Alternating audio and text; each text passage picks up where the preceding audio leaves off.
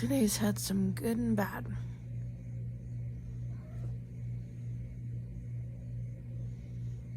And I think I'm just tired.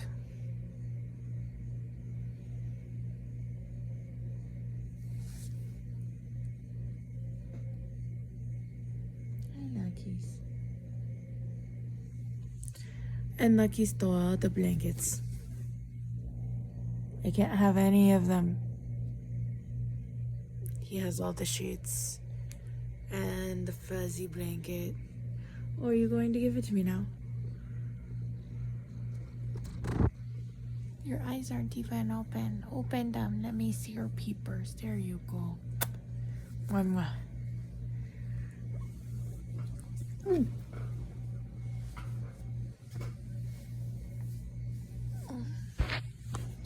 Why?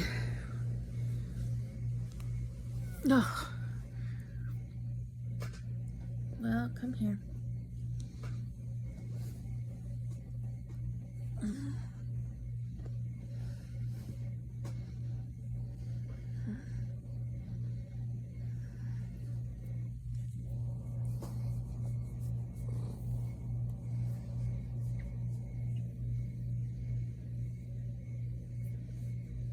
Anyway, he's now settled down in his new cuddly role right here.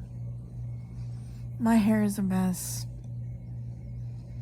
We're out of shampoo that doesn't fuck up my scalp. I can't use grown-up shampoo that doesn't fuck up my scalp. So I've been using kid shampoo.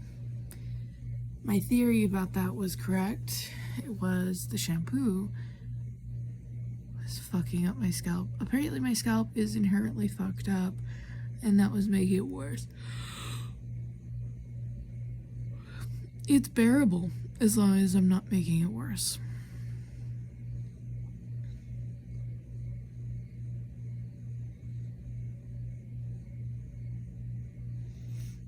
Yeah, you're the one that starts drooling and then goes shakes his head, gets it everywhere. You got drooled in my eye. That was kind of gross. He's just kind of making himself more comfortable. Anyway, Chris got in trouble today. Mostly for throwing fits and his one chore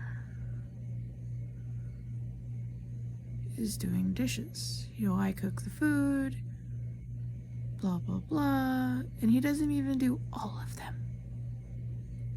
Some of them are still my responsibility.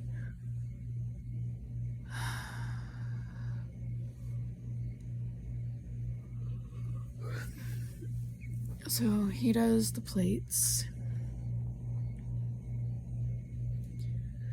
the cups, the forks, the spoons, and some of the cups I do. And some of the, basically, yeah. Anyway, he left food on some of the plates.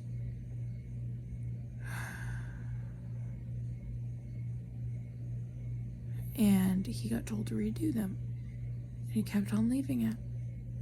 And I'm so tired. Anyway, he got to the point where there was nothing else he could do except for say, okay, give me some push-ups. And, get some of that angry energy out. So he threw a fit. So I reached the point where I'm like, okay, nothing I do is de-escalating this. Excuse me. No, get your claws off my leg. I love you too. Yes, you can need the bed and the blanket, but not my leg. Do not make biscuits on my skin. That would be Maggie. So we reached a certain point, and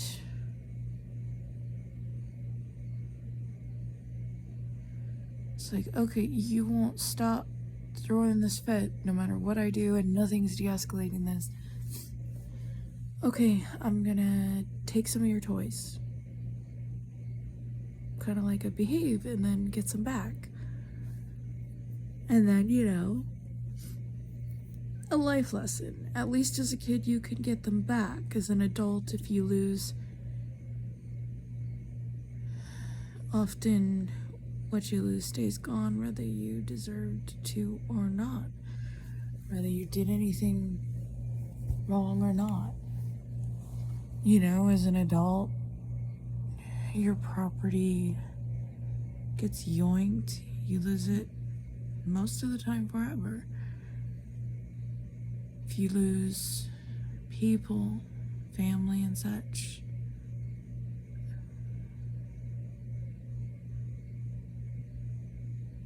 it's a different situation than whenever you're a kid and, you know, you're throwing fits and stuff. Anyway, he decided that he was gonna grab the walker and try and knock me over.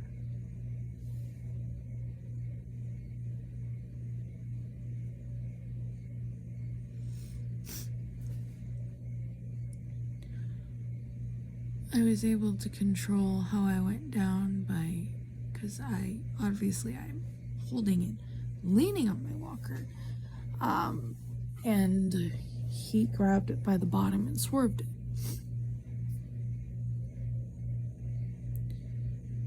I wasn't stable on my feet, obviously, but I was able to not outright fall. I still ended up on the ground, but not as a fall, so the only thing I got was a torn nail, which I didn't even notice because adrenaline is a hell of a drug. So yeah.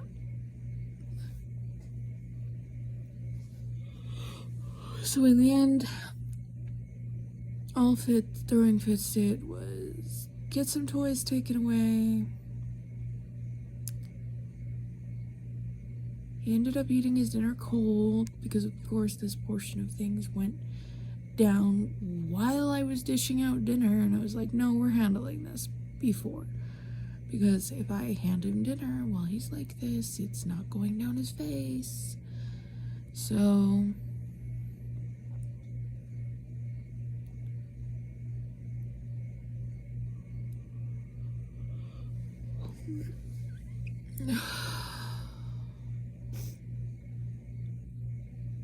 and the thing is, all he had to do was go over those 2 plates and then stop throwing a fit about it, and then stop throwing a fit about the push-ups and everything else. And just sometimes everything that you do to de-escalate doesn't matter if someone is determined to escalate. Put a timeout as a means of calming. Eventually it worked, but it took a while.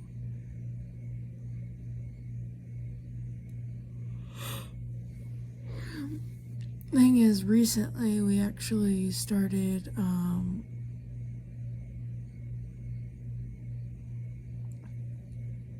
I can prove he's capable of good behavior.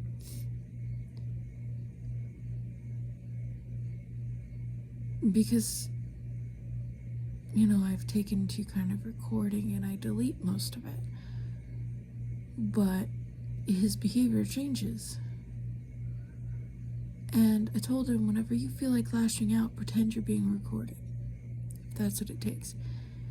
And if you need help, you know, ask.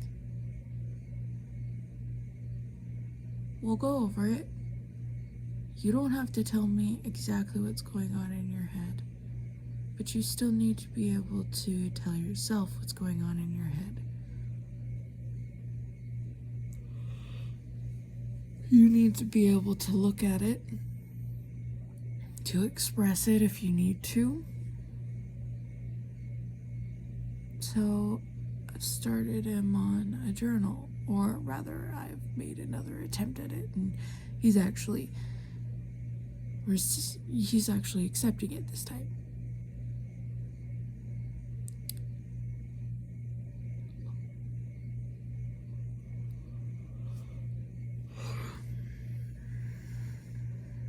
So we'd been making some progress with that, and then today happened. We are still waiting to get through to the office for counseling.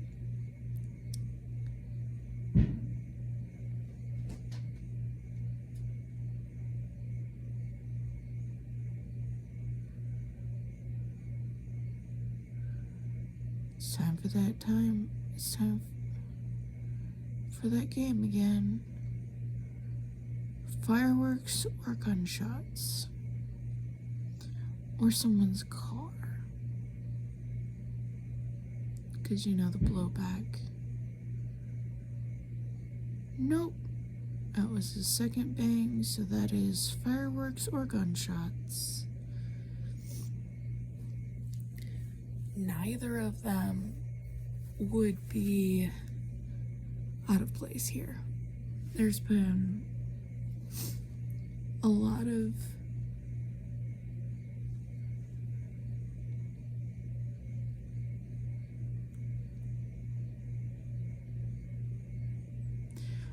things have happened.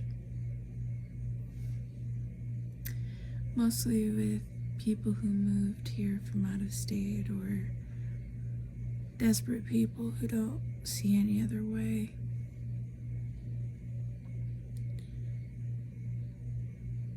No matter how desperate you are, no matter how desperate your situation is, there's always someone more desperate than you. And sometimes those people more desperate than you recognize that you're desperate too. And sometimes they're too into themselves to see it.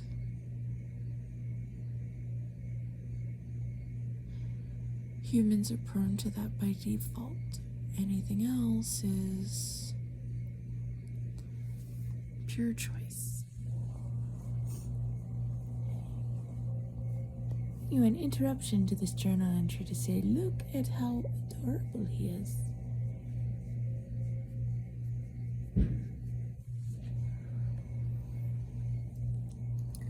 Maggie doesn't like those sounds.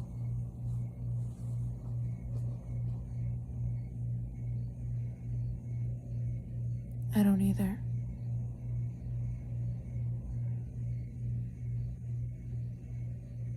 If it's a gun, it's not a high caliber. At least I don't think so. It's almost a dull thump, so it may even be something else. It could also just be a firework, but it doesn't seem to be happening that often. And it's got a steady rhythm.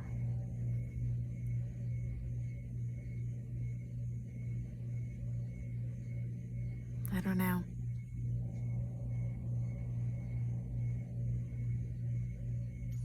It didn't used to be this common, but there was a big upheaval during COVID.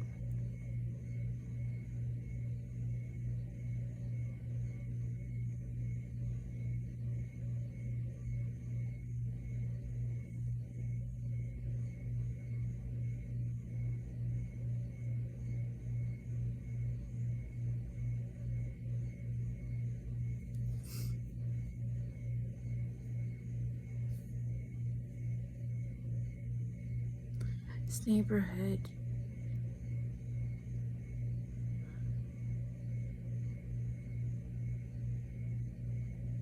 used to be just mostly people that were working hard trying to survive, and now it's some people who are working hard trying to survive, and others are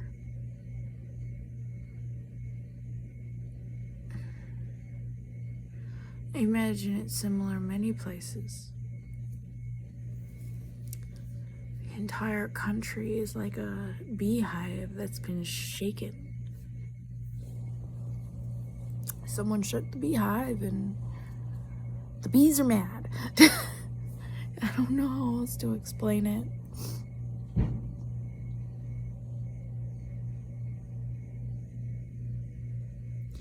Chris, that better not be you. Go to sleep. Try it just in case. Also, I heard a separate sound. Too subtle for my camera.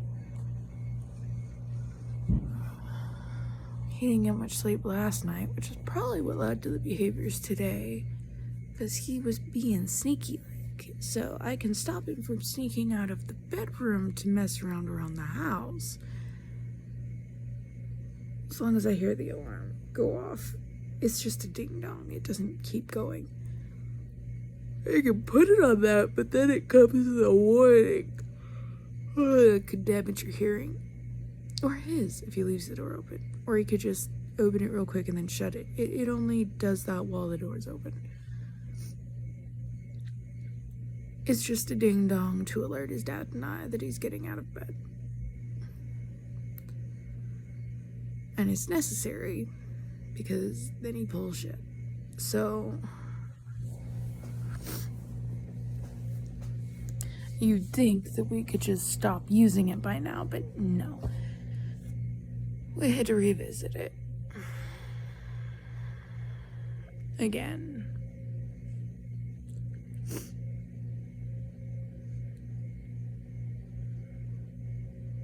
Anyway, I could stop him from sneaking around the house and stuff, but I cannot force him to sleep.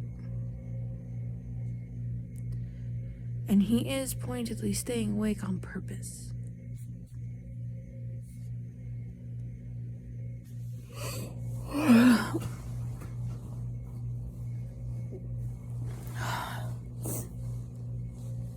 I cannot stop him from doing that. I can just stop him from wandering around the house while doing it. He's got books and stuff in there.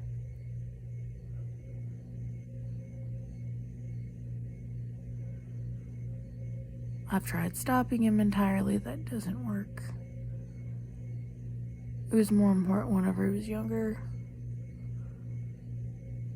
We've tried over the counter for like sleep stuff that wouldn't hurt him. We've even consulted a doctor about it before, whenever he was younger, you know.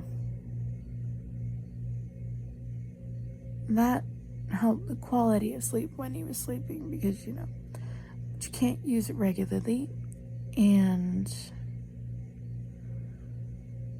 it doesn't help if he's fighting it to begin with.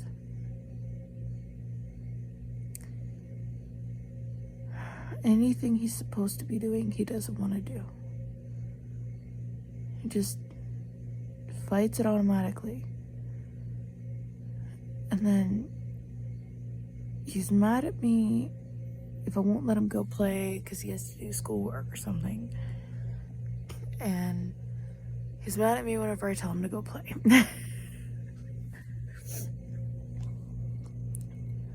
No matter what I say, he's mad at me. And you know what? We made progress. He admits that.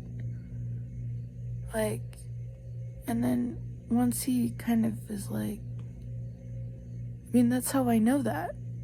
I mean, I kind of figured before, but that's how I know that's what it is, because, you know, he said so. We're reaching a point where I think he's starting to at least think about it.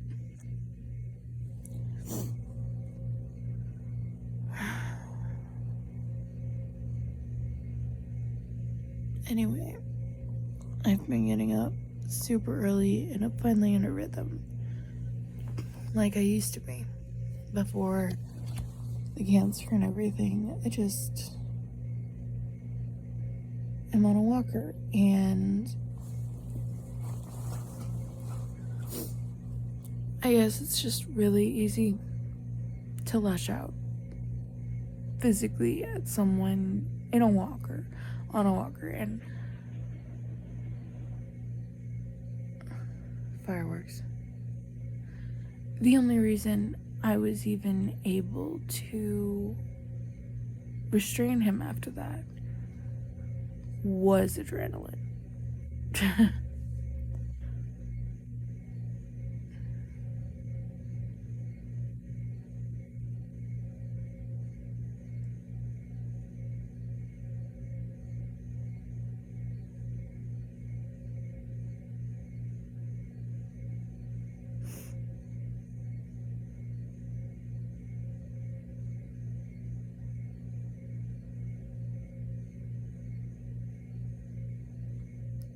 He didn't keep screaming for long after that.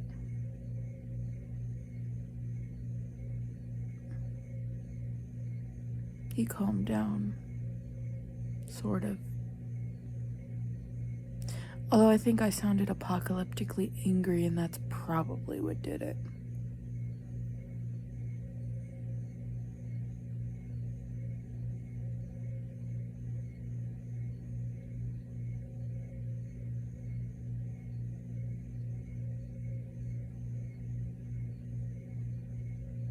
That, and he knows as soon as he stops trying to fucking kick me, he can go to the corner and finish calming down.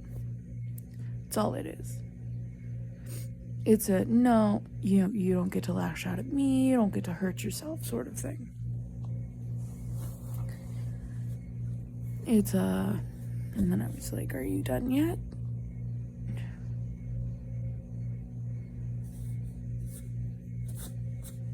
I don't usually even have to do that. I haven't had to do that in a while. Whenever he was younger, I had to do that a lot. It took a lot longer for him to calm down. Probably wasn't even restraining him for like a whole minute or anything either.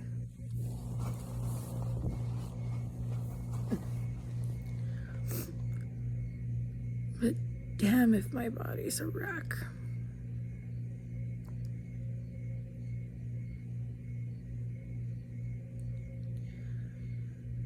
Sometimes I don't know what to do.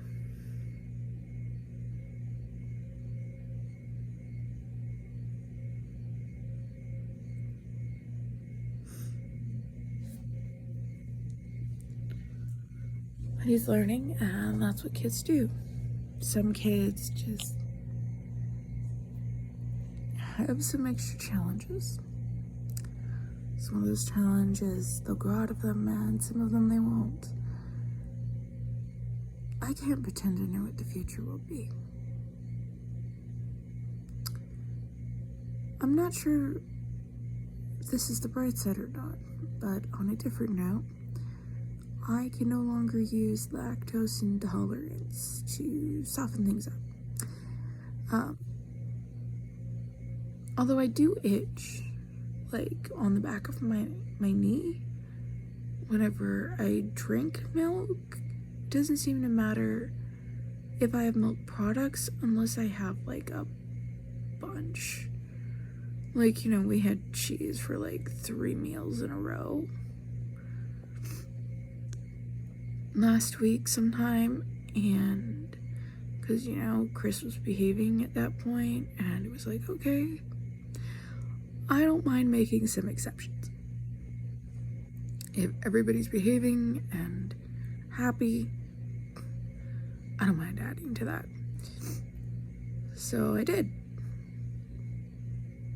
So if I drink milk, or I have like, say, macaroni and cheese for like 3 meals in a row, because I made a bunch, and it's even just one dish of macaroni and cheese, you're gonna eat it. It's not all you're going to eat. I mean, you're going to eat some macaroni and cheese, and then that's your side, and then, so it lasted for like 3 meals in a row. It wasn't like it was like the thing that was there. It wasn't a bowl of macaroni and cheese. It was some macaroni and cheese next to something else. Some concession is not all concession. Still have to eat your veggies and all that. So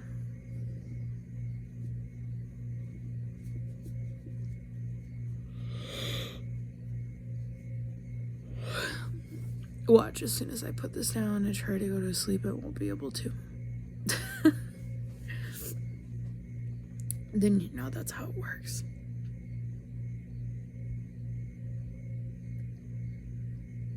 Anyway, I'm tired, and I don't even want to be talking. I almost didn't even do this entry because I am so tired. You know, this is actually what makes it really hard with PTSD itself, too. I mean, not the thing, but it's one of the things. You see, adrenaline pumps you. But then whenever it leaves, it's like you're a puppet and your strings have been cut. But you have to keep going until you can let yourself rest again. So there's a transitional point where whatever triggered the adrenaline is done, but you still have to function as a human person with adult responsibilities until you can let yourself rest. But your body is done.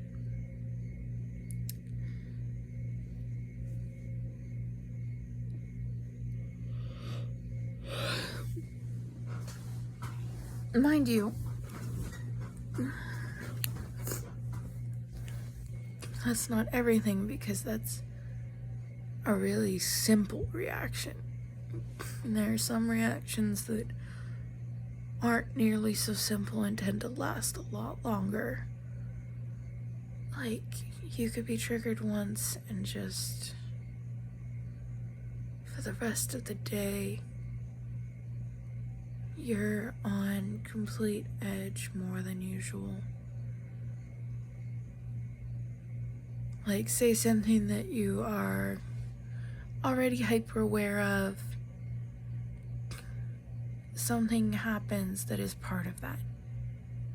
And you're even more on edge for the rest of the day. Like, you're not just hyper aware, you're on edge. You are on a hair trigger for what reaction to do to defend yourself and your family from whatever that is. It varies depending on the person. Obviously, my stuff isn't going to be the same as someone who, say, joined the military and went overseas, and their stuff is there and mine is here. It depends on the experiences. It does go without saying, though, people disagreeing with you on Twitter does not count. I get really salty about it. Some people use PTSD as like a shorthand for bad memories, but it's a lot more than that. It's not... So, like, some people say, this gives me PTSD from teaching. You know, this being like something that just reminds them of a part of the job that was somewhat difficult but not impossible, where they just kind of dealt with it. That's not PTSD, that's your boss was kind of okay, or you dealt with a parent that was like, or a customer in a job who was kind of That's not PTSD. Nothing traumatic happened. That's not PTSD. That's throwing around a disability as a word, because it is considered a disability. Now, those of us who have it may or may not consider it a disability. It vastly depends upon, and honestly, with myself, it is considered a disability. However, what I consider a disability and not when it comes to PTSD is a bit more complicated, because I actually live with it and understand that there are things that you can and things that you can't, and sometimes those are more of a culmination, like I cannot work in a call center. I did it before, and every single time I tried, every single time I did it, I got terribly sick over and over again. The last time I did, it took me a good 6 months to climb out because my body was so beaten down. Because with PTSD, you aren't just really, it's not a bad memory.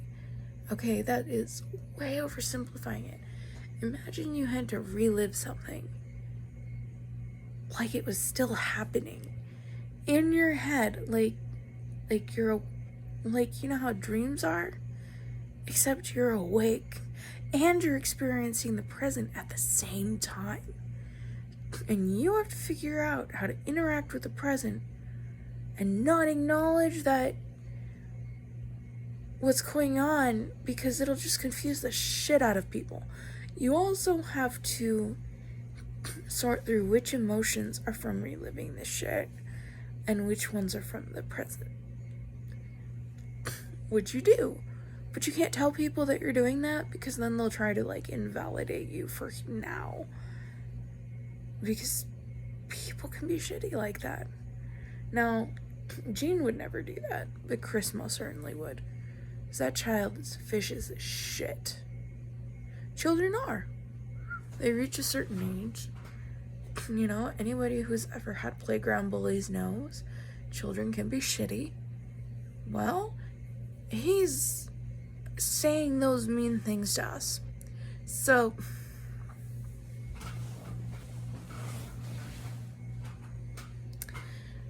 and he's getting in trouble for it.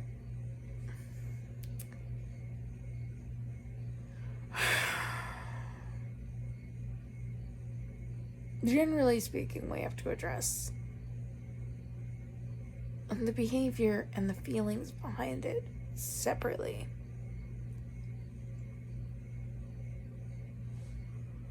Because the feeling itself is what is invalid. It is the behavior that is invalid. The feelings need a different outlet. They need a different behavior. Something more acceptable to express with. The behavior needs to go away and change and become something else. You know, there are acceptable behaviors and there are unacceptable behaviors. That is separate from emotions. All emotions are acceptable.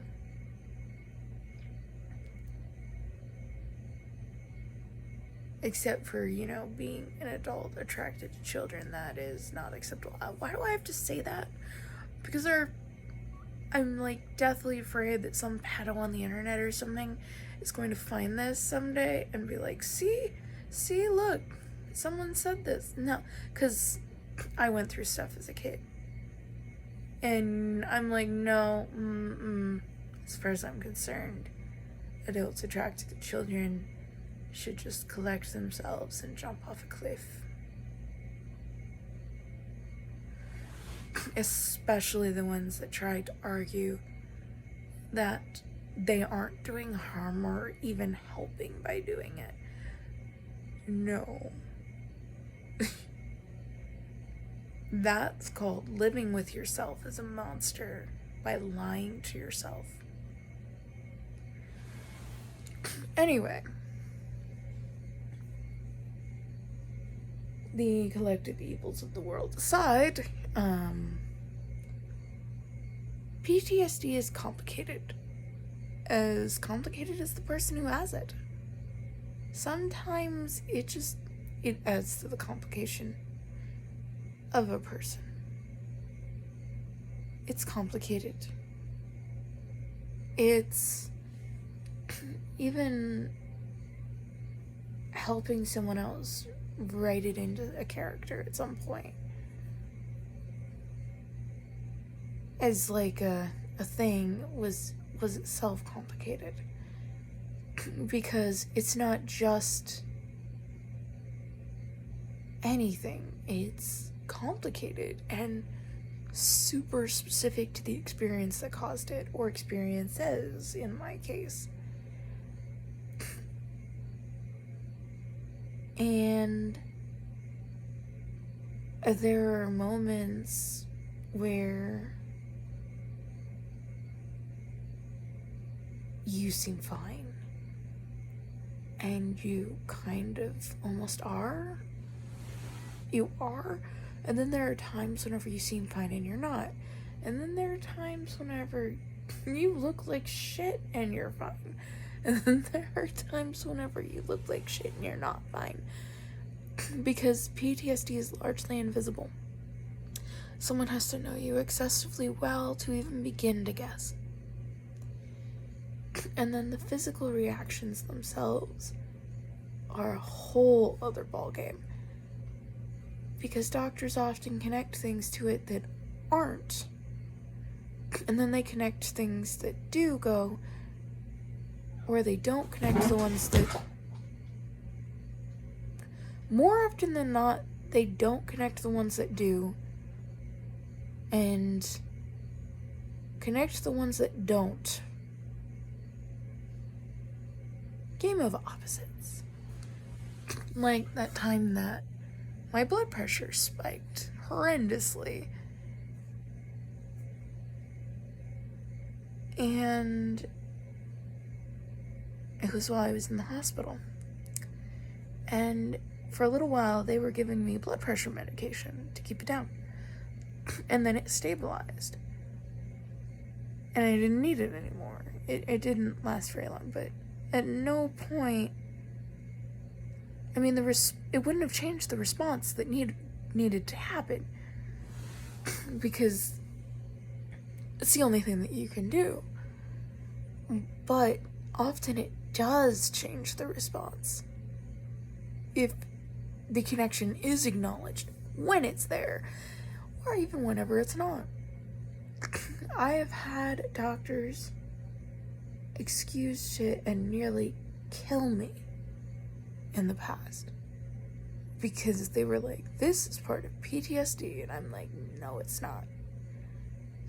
Like, I was foaming at the mouth, and I ended up in the hospital, and it turned out that my appendix burst.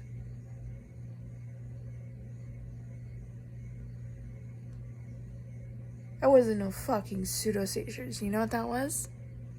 My appendix fucking burst.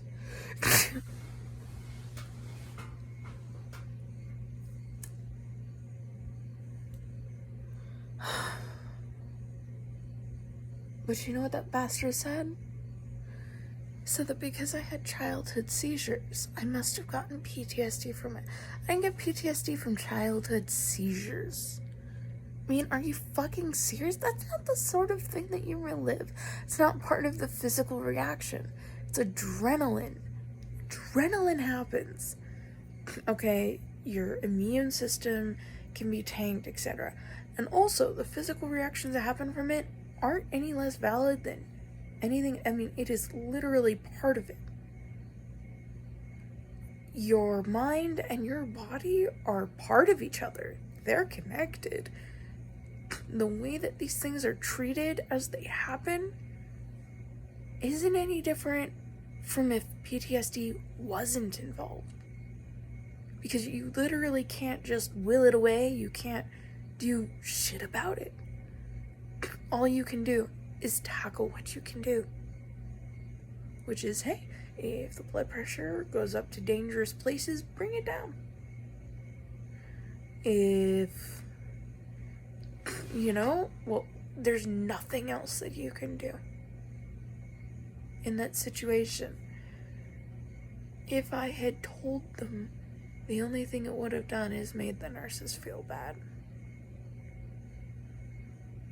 It wouldn't have changed what was happening. It wouldn't have changed the fact that even being in a hospital was itself part of it, which is one of the reasons I was so eager to get home. You know, where it's not a living situation, you know, of different triggers and me trying to act like it's not, and then whenever you stack other triggers on top of that, blood pressure goes boom, even after it's already back down. You know, I had a nurse who retook my blood pressure after that happened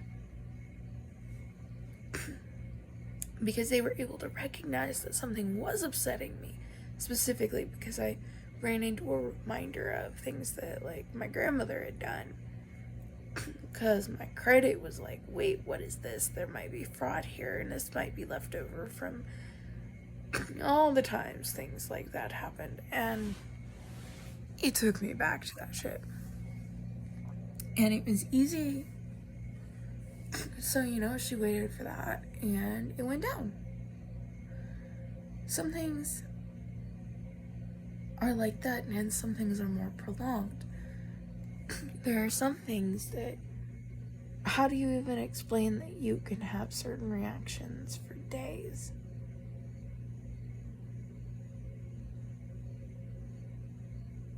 Where you're just dealing with it. And you're functioning, like, through it, but, I mean, it's not optimal, but it's not optimal for you. For everyone else, they may not know the difference. And that's the hard part. Because nobody else notices the difference until your body is physically screaming that there is a problem. Or you're getting terribly sick because your body's response to extreme trauma is fight or flight. And it tanks your immune system, because in certain situations your immune system essentially shuts down because your body is pushing to go that little bit further, and it's prioritizing. It's part of the trauma response. It's part of how the body responds in extreme situations like that. And that happens. And I think that it's actually part of what makes it hard to predict where my thyroid's going to be with the autoimmune disorder. So while I was in the hospital, my thyroid didn't actually fluctuate that much. Like, at all.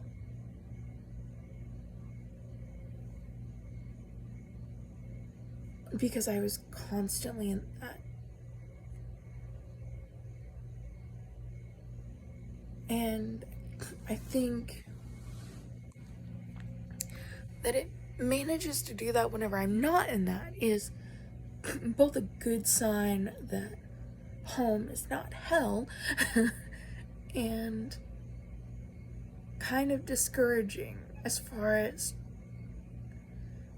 hope for being able to predict it well enough to manage it effectively. For the Hashimoto's, I managed PTSD about as effectively as anyone can.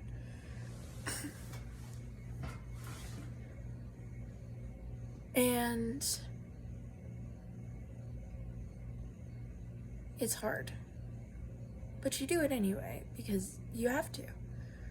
But then there are some things that you can't do. Like, I can push through pain. I can push through some beyond horrific things, like things that I wouldn't dare even say. And I'll dare to say quite a few things. I'll dare to say a lot, so you know if it's something I dare not say, that it's best left unspoken. Or unwritten too. That too. Like, I'll make references that there is stuff like that. And there's some stuff that's like that because I need to reach that point, and then I do. And then I write it down. At this point, the stuff that isn't said isn't that. It's stuff that should never be said. Because it's just that bad.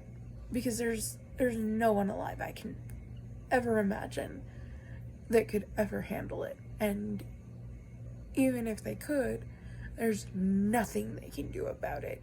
I have dealt with it as much as it could be dealt with.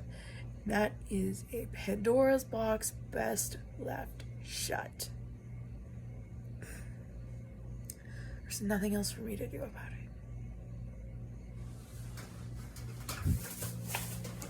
And that's another problem. Even just me thinking about that. Having that memory of being forced just to talk about things I didn't want to talk about, even imagining it, knowing that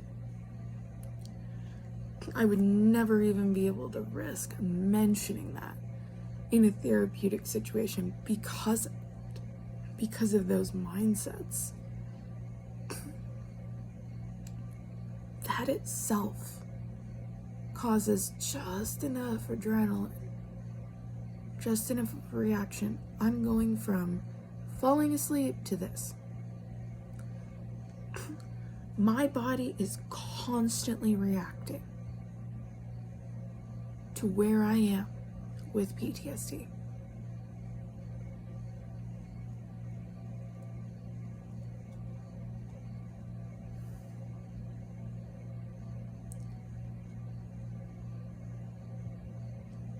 My body is fucking complicated, and PTSD is not just mental. It affects you physically. Your body and your mind are connected, and when it affects you physically, it doesn't invalidate that it's affecting you physically. I mean, if it makes your blood pressure go up, of course you're going to feel that. And of course that's going to be just as dangerous as if there was any other reason for your blood pressure to raise like that.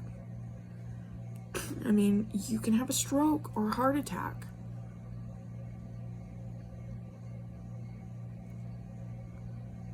And there are people out there who won't deal with it.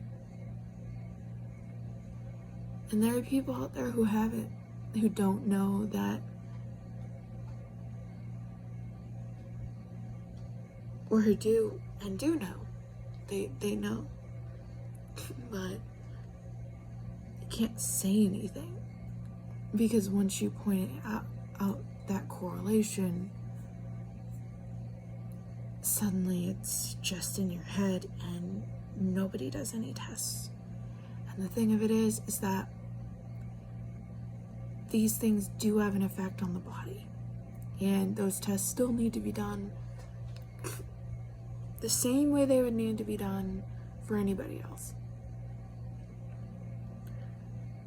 Because those stressors on the body can cause the same problems. Because it's not that it's in your head and that it'll magically stop if you just will it away, because none of it works that way.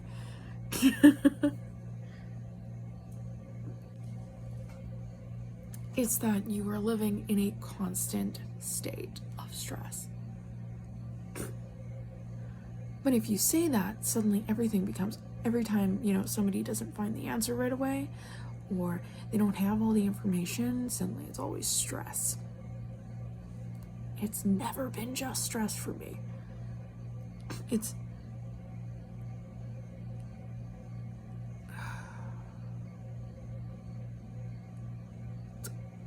stress itself cannot fuck me up. If there isn't something else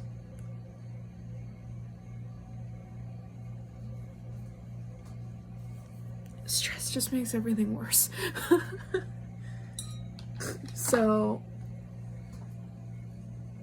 my body is always under stress, some level of stress. The only thing I can do is minimize it and manage it. I cannot get rid of it. As far as I know, there is no cure to PTSD. I'm not fucked up in the way some people would like to think that would make me, but I'm probably fucked up in some ways those same people wouldn't expect. Because it's the same things that they would just imagine other people just managing. And you manage it. The thing is, where I currently live, I can't even bring this up. The people I work with aren't trained to even deal with this. I'm just a name on a piece of paper to funnel the funding. That's all I am here. They don't have anybody that knows how to handle it. They don't have anybody that knows the questions to ask, even what would need handling. And every time I have tried to explain it, I've ended up having to defend myself of not having another diagnosis because someone always has a fucking interpretation. So, whenever I was younger, I tried to explain flashbacks, and someone went, "Oh, so hallucinations." No! You're not physically seeing or hearing anything. It is a very intense, very vivid memory. You're reliving it inside your head.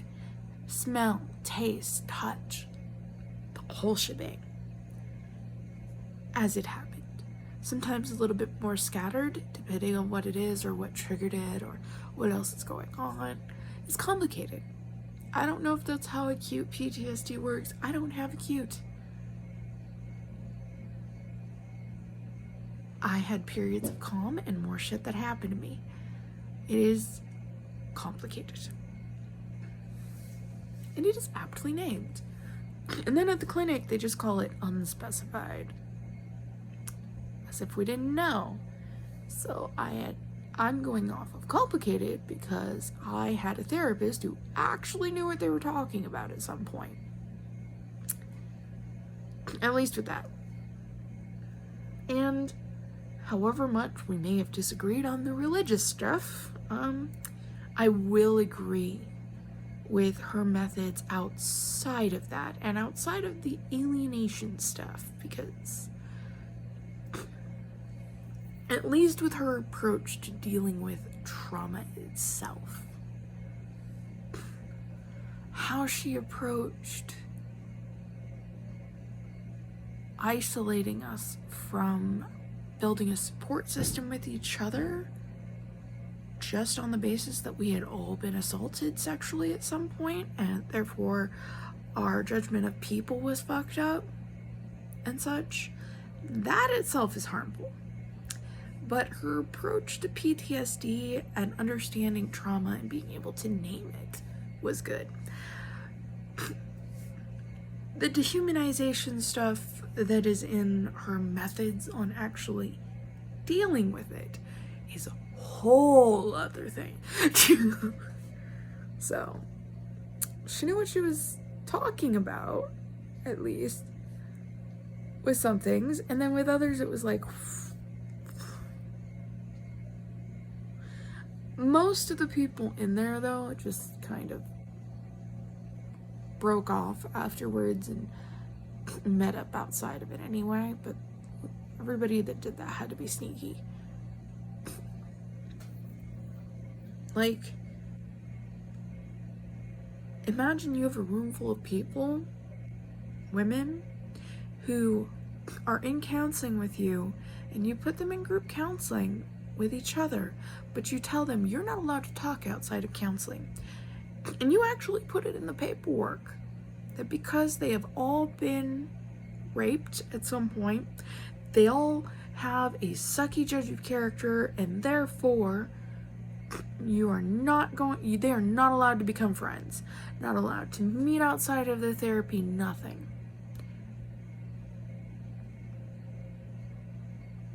So you want these people to not connect in any way, even though that would actually be good and positive.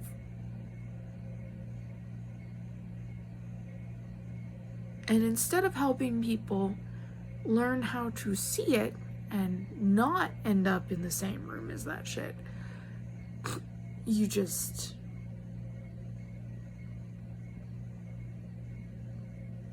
isolate them from each other. that is a method I will never agree with, because I can just see so much harm in that. And also you're talking down to people at the same time. And you're also victim blaming. You're telling women who are raped that it's their fault and they're just a shitty judging character.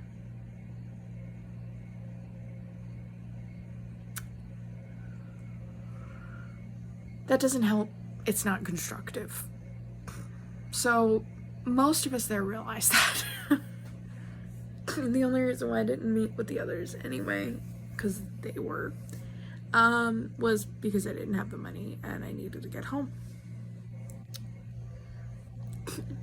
So I stayed with it as long as it helped me, and then I left it because, I mean, that's what you do. You do that stuff as long as it helps you, and then you leave it. And then you look at it and you're like, this is stuff that helped me, and this is stuff that did the opposite. Like, this is the harmful stuff, this is the good stuff. You know? But as far as approaching, like, what kind of trauma and explaining trauma, she knew that. It's just her approach on handling it.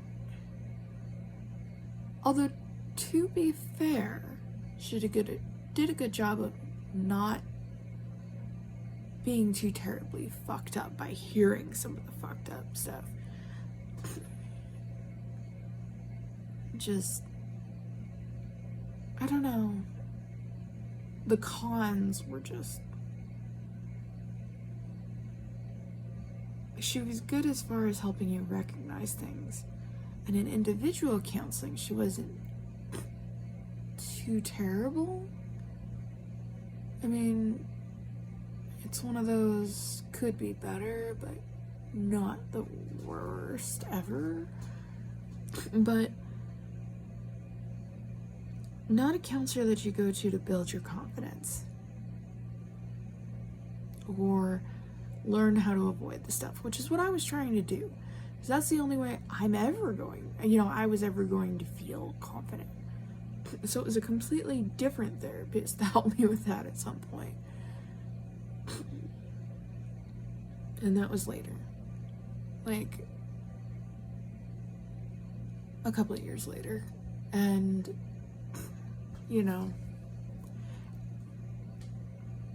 I just wish that particular counselor had included that, how to avoid abusers, what is your personal bill of rights, that sort of stuff. Like, this is how you spot people that will do this. This is what you should do, Should do. Doesn't mean that that's what you're going to do. But, basically, if anything ever makes you uncomfortable in a relationship, as far as, like, romance and stuff goes, or even just a friendship, do not hesitate to set your boundaries. And if they don't follow your boundaries, there are certain things that you should just cut your losses. However, understanding where your rights and their rights begin and end is part of knowing where they are your boundaries to set. Like, you don't get to set boundaries for somebody else. And there's a point where it's their life and their experiences, and that's not yours to set either. And I think there are too many people on the fucking internet who like telling other people how to live. And that is trying to set boundaries for other people. And that's bad. Anyway, I'm gonna go blow my nose because my allergies are acting up. Probably take some allergy medicine too. I'm probably gonna read a little bit. Try to focus my brain on something else. Maybe put on some sleepy time music. And I'm gonna try to go to sleep because I've got an alarm that goes off at 6 a.m. And then I get started on everything I need to do before kiddo gets up. so I'm not, up till 3 o'clock in the morning getting shit done. Which can happen if I'm not up at 6 a.m. At the very least,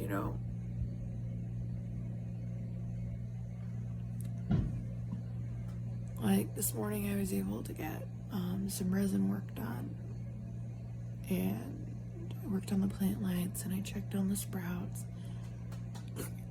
and the stuff I got, the kit that I'm using for some of these, had seaweed food for the plants. It's made out of seaweed. I resolved never to use this on indoor plants ever again. This stuff grows mold like you would not believe. I am not sure that this mold won't result in dead plants. Like, I don't even know if the sprouts are going to make it because of it. Because all of this is inside, indoors, under plant lights. And yeah. I don't know if they're going to make it. But I've got some seeds left of each thing, so I'm hoping it'll be enough. Lesson learned. Don't use that stuff again.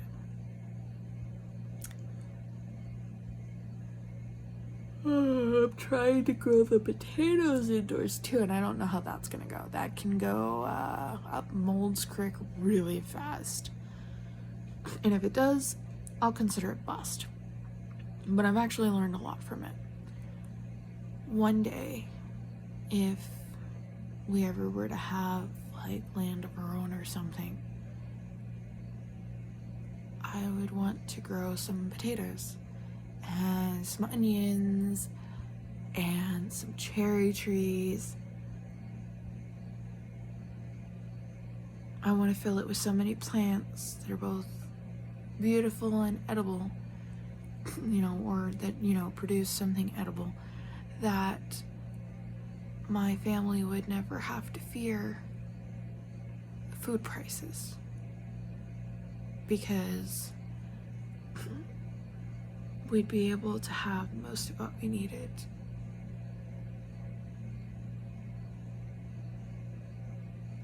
That's that, and a storm cellar, just in case. Or like a basement that works like one. That's basically my dream house. Basement that is basically a bunker. Like a tornado comes down, takes your house, the bunker's fine. That sort of thing. Like, plenty of plants outside, some emergency plants in the bunker, plenty, that's basically my dream, a self-sustaining little situation there. I'm weird, okay? I'm so tired of all this shit. I guess when there are always people trying to justify their existence by forcing other people to be reliant on them, and you have been, part of that. You dream of self-sufficiency and the freedom and independence that brings. And I guess that's mine, besides one day Rohan coming home, is that's an even bigger dream. It's just self-sufficiency. Being able to do those things and help my family in that way, That's what I want. It's not that gardening is just the best thing ever to me. It's that what you get from doing so,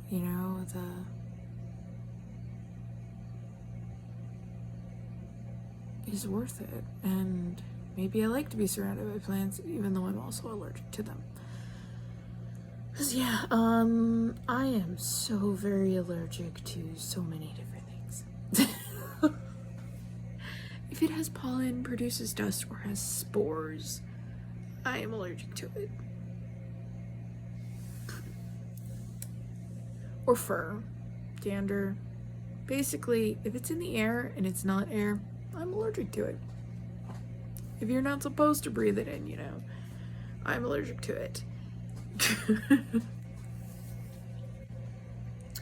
At least it's a shorter list of things that I'm allergic to whenever it comes to ingesting things. The lactose intolerance thing is going to take a little bit getting used to. I think the kidney stuff and the improvements led to the tolerance to be able to be built up.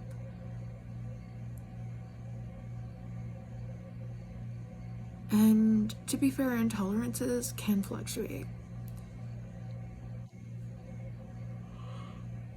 So, I'm just going to count my blessings on that one. Although I think the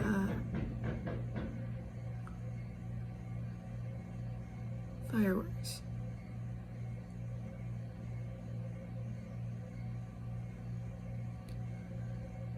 Fireworks.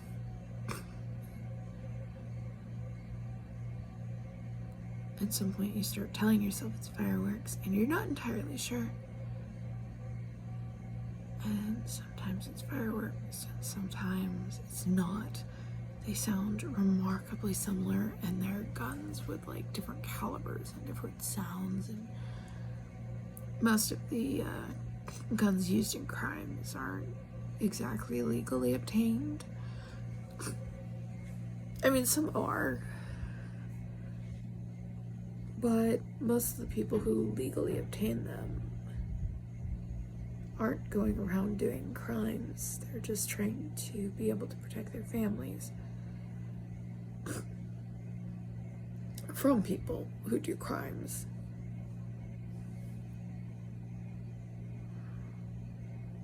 Because, you know, by the time the cops get here, you'll be dead.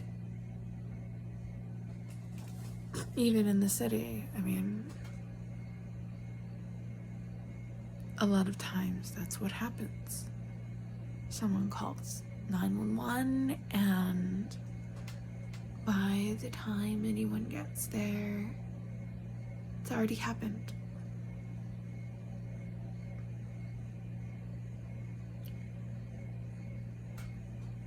Most of the people who obtain them aren't committing crimes. They're just trying to have something to defend their families with. But the argument whenever facing people who do the crimes is, if we just make them all illegal and ban guns, that the crimes involving guns would just stop, which is false, because a lot of these guns are illegally obtained. Some of these guns are even funneled from fucking Mexico and other countries and all sorts of things. And, like, some of them aren't even from here.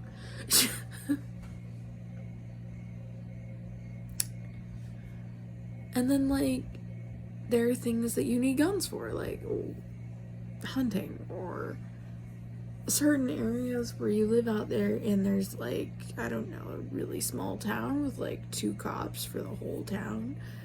Like, and then there are actually towns so small they don't even have their own police department. Nobody's coming. Like, if shit happens, nobody's coming. You best be able to defend yourself. Like, there are places like that. It's not a black and white issue, and our media tries to make it one in more ways than one.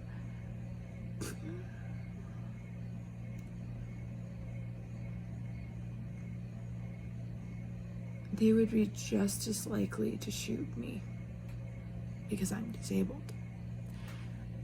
Now, to be fair, some of them would not want to be known as the person who was scared of someone on a walker.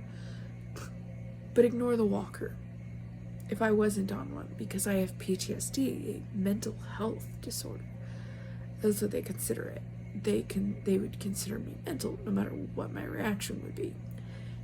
And they would just use that as an excuse. People with a mental health diagnosis are treated just as badly. Sometimes worse, actually often worse. Because there's no way to visually account for the disparity.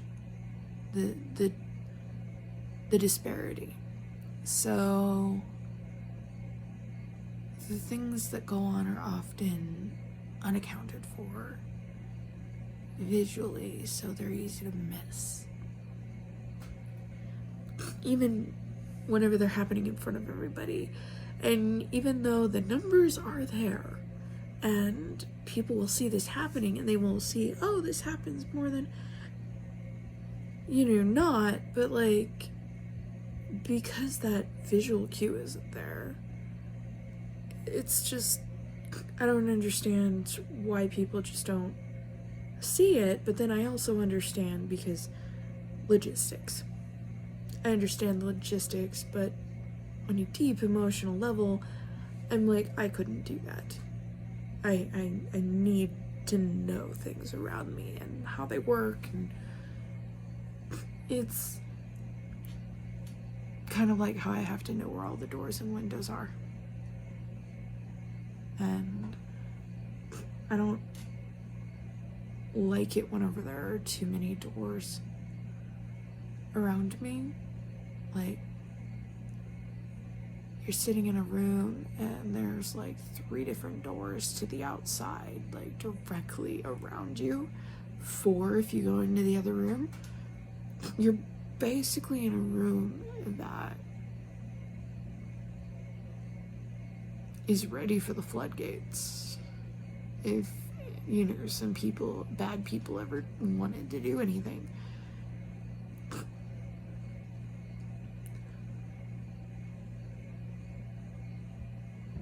It took me a long time to be comfortable in a certain room out there, because it had that, like, there's the laundry room door with a door outside, another door outside, then you go into the living room and there's another door. It was really hard because I couldn't really position myself where I wouldn't have a back to a door or something. Like, it was challenging, and I had to, you learn, but it took some time and get me with a new set of doors, and I'll have to do it all over again. It's just life at this point. I mean, it's just life. Give me a reason not to trust any of those doors, though, and I will trust none of them. And that's the thing, you cannot force trust. You cannot force yourself to be comfortable with something. And you shouldn't try. You shouldn't. Nobody should ever make you feel like you have to. You just need to acknowledge why and deal with it.